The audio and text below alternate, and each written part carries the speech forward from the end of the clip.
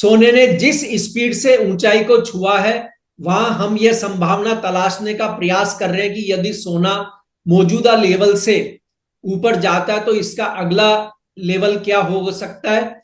लेकिन मुनाफा वसूली आई तो यह कहां तक करेक्ट हो सकता है। इन दोनों पहलुओं पर बात करेंगे वेंचुरा सिक्योरिटीज के कमोडिटी हेड एनएस रामास्वामी से। मेरा नाम है कमल शर्मा। रामास्वामी जी, आपका स्वागत है मोलतोल इंडिया में। नमस्कार नमस्ते कमल जी। जी। नमस्कार। अ, सर, सोने की कीमतों में मौजूदा तेजी पर आपका क्या विचार है? क्या आपको लगता है कि सोने में और उछाल आने की कोई संभावना है, या फिर सोने को लेकर कोई चिंता है? सोना में तेजी तो बरकरार है। और मैं समझ रहा हूं कि सोना में जो तेजी की अगला पड़ाव का शुरुआत हो रही है, यानी कि फर्स्ट राउंड का एक तेजी 2025 में होनी थी। मैं समझ रहा हूं कि ये इसके अगले पड़ाव का एक शुरुआत है, यानी कि और भी दिल्ली दूर है और भी स्कोप है सोना में और बढ़ने की। जी। क्योंकि उसका जो कनेक्टिंग पॉइंट वही बनती है कि जियोपॉलिटिकल टेंशंस को लेकर शायद ये और जा सकती है, और सेंट्रल बैंक्स की सस्टेन डिमांड, जो हमने हर बार ये फंडामेंटल्स फैक्टर्स बताते जा रहे हैं और लोगों को अब तक तो पता चल गया होगा। और टैरिफ का इम्पैक्ट भी, जो इन्फ्लेशन का प्रोस्पेक्ट्स के वजह से, हायर इन्फ्लेशन के वजह से एक हेड्ज अगेंस्ट इन्फ्लेशन करके माना जाता है। तो गोल्ड जो है, ये सारे जो तीन चार फैक्टर्स जो अभी भी क्लैरिटी नहीं है, यानी कि favourable to the gold factor है। और ये फेवरेबल के वजह से अगला पड़ाव जो मैंने बताया कि और शुरुआत अभी भी तेजी में, अभी भी अगला पड़ाव का शुरुआत अभी होने जा रही है। अब आपकी प्रश्न और एक था कि चिंताजनक कोई चीज है क्या? जी। चिंता तो नहीं है, बस एक एक बात है कि शायद दोबारा एकाध करेक्शन आ जाए। तो शायद हो सकती है कि 2970 के आसपास का जो डॉलर कॉमेक्स में जो चल रही है, या 86,500 के लेवल पे एमसीएक्स में चल रही है, शायद अगर दोबारा एक करेक्शन आएगी तो शायद एक बार 2870 तक आ सकती है, एक सपोर्ट लेवल बनती है, या 84,500 दोबारा एक बार रिवर्सल होने की संभावना है। और ये संभावना क्यों हो सकती है? अगर एकाध, यदि मैं मान लो कह रहा हूं कि 2970 डॉलर कॉमिक्स जो चल रही है और 86,500 के आसपास चल रही है एमसीएक्स में, क्यों मैं कह रहा हूं कि 84,500 और 2870 का लेवल आ सकती है? ये पोटेंशियल रिस्क इसीलिए है क्योंकि सेंट्रल बैंक, फेडरल फेडरल के जो सेंट्रल फेड जो है, यूएस के सेंट्रल बैंक जो है, अभी भी कटौती के बारे में टालते जा रहे हैं, इंटरेस्ट की, ब्याज दर की। तो ये जो है शायद दो और एफओएमसी मीटिंग में भी ये शायद टालने की चांस है। ये शायद ये जाएगी 2025 के सितंबर तक, खींचने की संभावना है। तो किस तरह डॉलर बिहेव करेगा, एक एक प्रश्न उठ रही है, उस जिसके वजह से एक प्रिपेयर्डनेस या तैयारी बननी चाहिए कि यदि करेक्शन हुई तो ये एक कारण हो सकती है। दूसरा कारण हो सकती है कि यूक्रेन और जो जियोपॉलिटिकल वरीज, जो पॉजिटिव फैक्टर था, वो नेगेटिव में टर्न हो सकती है यदि पीस नेगोशिएशंस चलने की संभावना है। तो पीस नेगोशिएशन चलेगी तो फिर क्या हो गया गोल्ड के लिए? बात यह है, अनसर्टेनिटी, मैंने पिछले हफ्ते बताया था कि अनसर्टेनिटी जब भी ग्लोबल में चलती है तो गोल्ड के लिए बहुत ही अच्छा अच्छा फैक्टर है। और ये अनसर्टेनिटी का वरीज जो है अचानक चली जाएगी तो शायद वो करेक्शन का एक संभवता है। तीसरा कारण जो लग रही है वो है टैरिफ, जिसके वजह से हमने कहा कि इन्फ्लेशन, और ये एक सपोर्टिव फैक्टर थी गोल्ड के लिए। और जी। करेक्शन क्यों आ सकती है? यदि मान लीजिए उन्होंने टैरिफ का डिसीजन, जो यूएस के प्रेसिडेंट मिस्टर डोनाल्ड ट्रंप अगर टैरिफ के परसेंटेज को रिड्यूस करेंगे, या कुछ कंडीशंस को रिड्यूस करेंगे, या थोड़ा बहुत टैरिफ लगवाने के लिए डिले करेंगे पीरियड्स का, तो एक इन्फ्लेशन का फियर जो है शॉर्ट टर्म में वो चला जाएगा दोबारा। तो ये सारे जो थ्री फैक्टर जो पॉजिटिव रही गोल्ड के लिए, एक करेक्शन के तौर पर आ सकती है। तो यानी कि मैं कह रहा हूं कि गोल्ड तेजी है, पहली बात तो। और ये नया पड़ाव में एक आध बात शुरू हो सकती है और एक बड़ा तेजी जंप के लिए, but for this correction which is possible.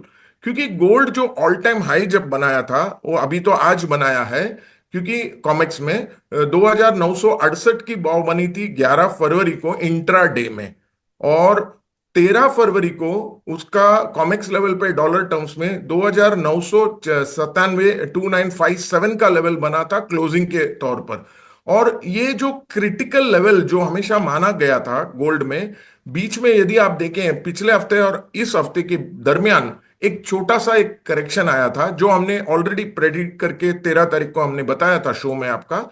तो उसी करेक्शन के उसके बाद इस तरह का सबका टेक्निकल एनालिस्ट का ओपिनियन था कि अब वो बाउंस बैक होके 2,935 का पड़ाव पार हम्म। करने से ही तेजी होगा। 2,935 पार हुआ तो उन्होंने कहा कि अभी 2,956 का लेवल एन एक लेवल माना गया है टेक्निकली, 2956 2958 वो भी पार कर दिया। और उसको पार करते ही 62 या 64 का भाव बोला था, 2,962 64 ये भी पार करके दोबारा एक रिकॉर्ड हाई में चली गई आज। तो मैं मानता हूं ये एक एक स्ट्रॉन्ग फंडामेंटल्स को सपोर्ट करते हुए गोल्ड में तेजी का बरकरार और एक ट्रेंड कंटिन्यू होने की डेफिनेटली संभावना है। तो रामास्वामी जी, आपने जो कहा कि एक नए पड़ाव की ओर है, तो क्या आपने 2025 के लिए सोने के टारगेट को मॉडिफाई किया है? नहीं, हमने मॉडिफाई इसलिए नहीं किया क्योंकि हमें पहली बात तो ये 3,000 का माइलस्टोन क्रॉस करनी है।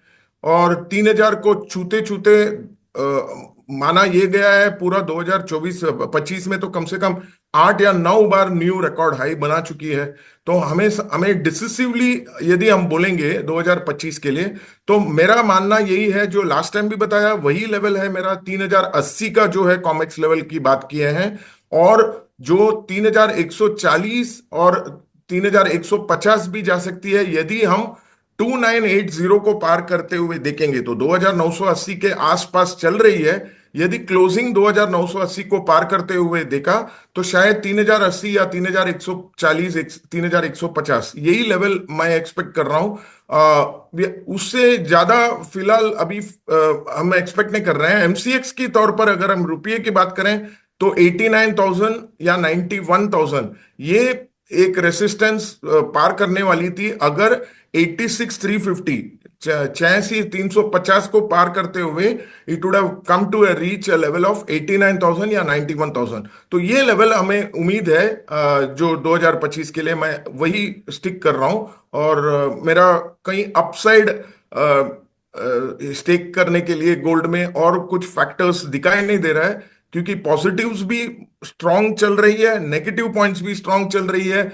सिर्फ और सिर्फ और एक जो डॉलर का जो मजबूती का तकलीफें थोड़ा डिफिकल्टी हो रही है, क्योंकि जापान जो है 2 ईयर बॉन्ड यील्ड बढ़ गई है। यूएसडी जापानीज के तरफ से देखेंगे तो डॉलर वीकनेस वीकनेस हो रही है। तो कहीं वहां पर अगर अगर मान लीजिए जापान का पॉलिसीज में कुछ चेंजेस होगा, या फेड का चीफ जो है वहां पर पॉलिसी मेकिंग में डिसीजन में वेट एंड वॉच का अप्रोच है, वहां पर कुछ चेंज होगा, तब जाके ये 2025 में अच्छा खासा एक न्यू लेवल एक्सपेक्ट कर सकते हैं। फिलहाल के लिए मैं यही लेवल पे स्टिक जी। करता हूं। अगर लेकिन अगर सोने में मान लीजिए एक अच्छा खासा करेक्शन आता है, तो कहां तक कीमत जा सकती है? वर्स्ट के सिनारियो कमल जी, वर्स्ट के सिनारियो मैं समझ रहा हूं 2,770 और 83,083 500 ये एक लेवल है जो मैं स्टिक करता हूं कंटिन्यूसली। ये लेवल अच्छा खासा सपोर्ट है और वहां तक ही आने की संभावना है। और एंट्री के लिए भी यदि आप शायद आपको लगती है कि जी। किसी ने इस गोल्ड हाँ, रैली में कोई चूक गया पार्टिसिपेट, मौका और वो एंट्री करना चाहता है, तो उसके लिए हाँ क्या ये हाँ लेवल बिल्कुल ठीक होगा बिल्कुल फिर? बिल्कुल, यदि किसी ने किसी को छूट गया तो ये लेवल पे ही सोच सकते हैं। अच्छा, और एक इसमें खास बात यह है, जी। ये लेवल आएगी नहीं यहीं से ऊपर जाएगी, तो मैं समझ रहा हूं देखिए एंट्री पॉइंट इस लेवल पे भी कर सकते हैं। लेकिन इसमें एवरी इन्वेस्टमेंट या ट्रेडिंग में एक खास बात होता है कि रिस्क और रिवॉर्ड रेशियो।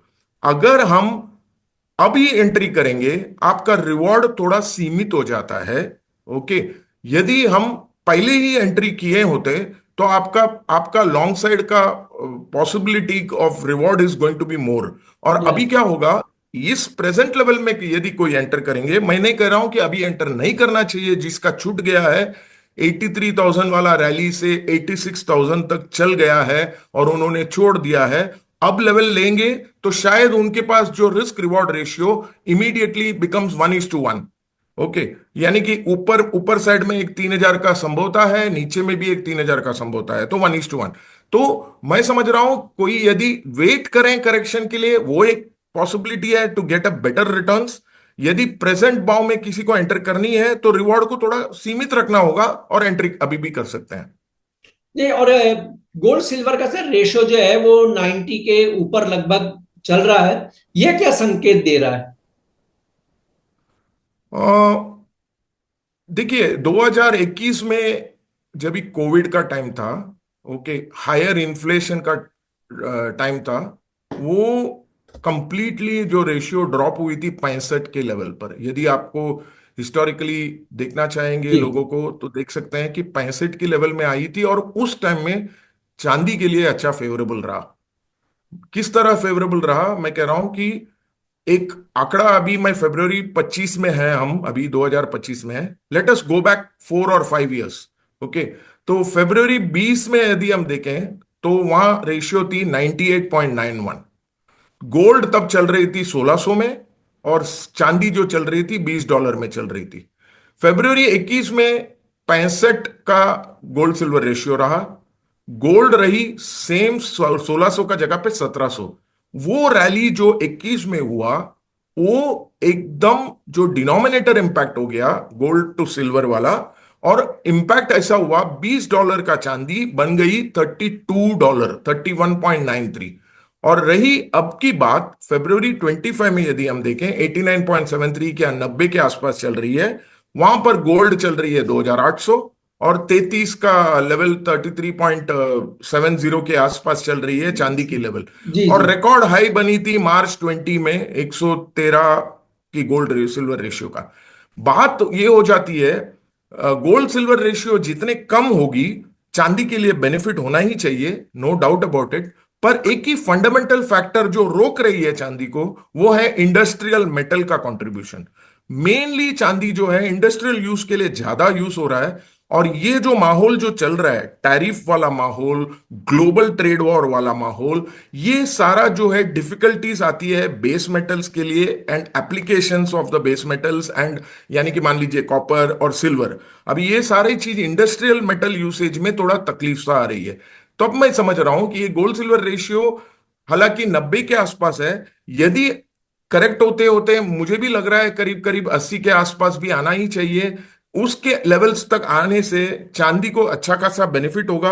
ऑलरेडी एक मजबूती में चल रही है, टेक्निकली ब्रेकआउट कर चुका है चांदी, 33.60 लेवल कॉमेक्स में ब्रेक कर चुका है। और इंडियन आजरी बाजार में अपना एमसीएक्स के इंडियन डोमेस्टिक प्राइसेस में देखेंगे तो 97,600 के आसपास ब्रेक हो चुका है। मैं समझ रहा हूं फंडामेंटली बहुत सपोर्टिव है सिल्वर के लिए। प्लस एडिशनली ये जो आपने प्रश्न पूछा गोल्ड सिल्वर रेशियो, यदि वो करेक्ट हो जाएगा 90 से लेके समझो 85 80 के लेवल वगैरह, तो चांदी के लिए बहुत ही ज्यादा होगा। मैं समझ रहा हूं कि 1,10,000 1,05,000 का भाव भी आराम से हो जाएगा। जी, आपका कोई डिस्क्लेमर रामास्वामी जी? हाँ, नहीं, we don't have any positions in the futures of gold and silver. हमारा पास प्रोप्राइटरी ट्रेडिंग भी नहीं है। ये पूरा का पूरा रिसर्च आइडियाज और नॉलेज शेयरिंग के लिए हम ये यूट्यूब में शेयर पार्टिसिपेट कर रहे हैं। आपका बहुत बहुत धन्यवाद, शुक्रिया। Thank you.